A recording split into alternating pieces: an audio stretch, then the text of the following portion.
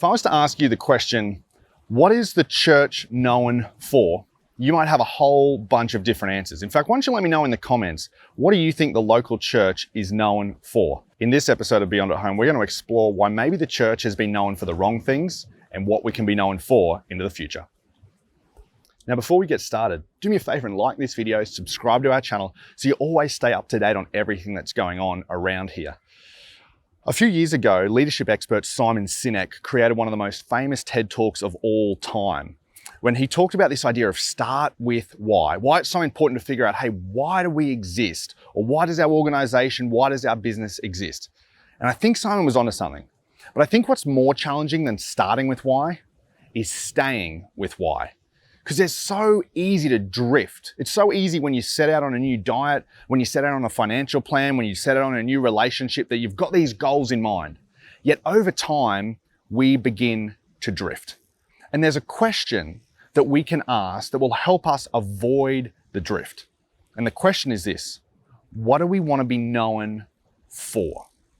This is a great question you can ask if you're in business, if you're in a school, if you lead a team. You can just ask your team, hey, what do we want to be known for? But this is an especially important question to ask in the local church context. So the question I want us to tackle today is, what do we want to be known for as the local church? Maybe a better question is, what is the local church known for?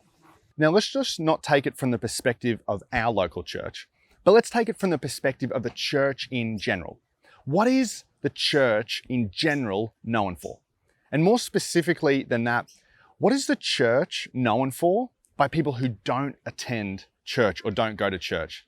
Now, I'm not sure, but I have a sneaking suspicion that perhaps it's more likely that the church is known for what it's against than rather what it is for. And so people who don't attend church have made the conclusion that church isn't for them because the church isn't for them. Now think about you. Maybe you're watching this video and you're someone who you're not sure where you sit on faith, or maybe you're watching this video and you know someone who doesn't go to church and doesn't want to have anything to do with church. The question we want to ask is, how do we show them that the church is for them? How do we show them that the church actually isn't against them? Well, this is a question that the first century church wrestled with as well, and we're going to figure out what they learned. Now, I need to give you a little bit of context as to how this conversation came about. You see, the Jesus movement exploded through the Mediterranean rim, but one of the challenges was that Jesus was Jewish.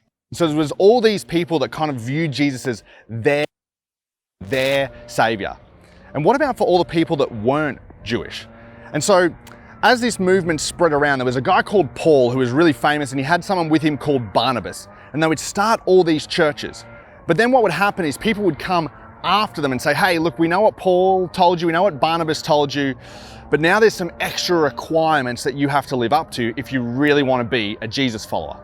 And Paul found out about this, and Paul was mad. In fact, Paul was so mad that he put up this massive commotion, and it caused all the church leaders to gather together in the city of Jerusalem in an amphitheater, much like this one.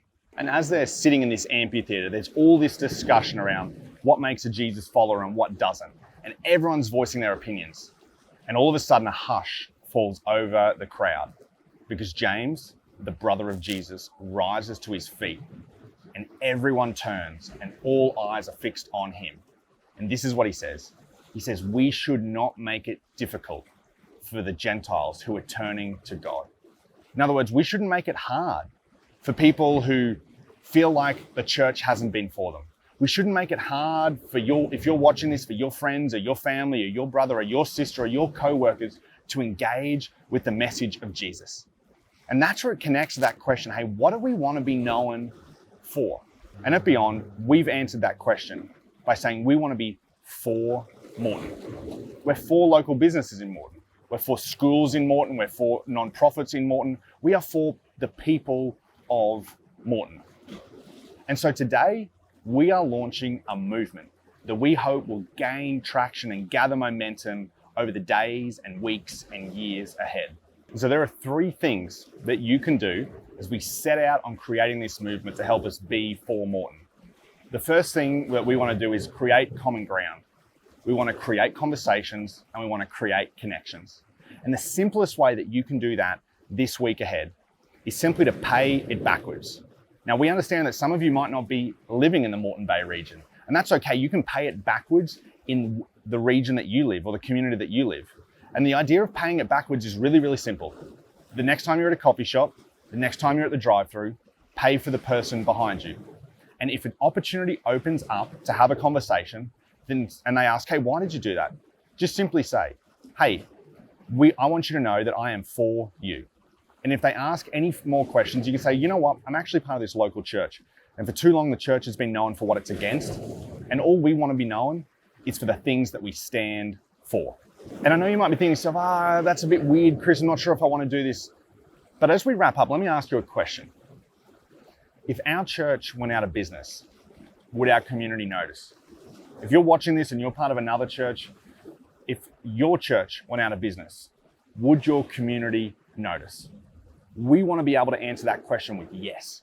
We want to be making such a difference in our community that our community would know if something happened to us.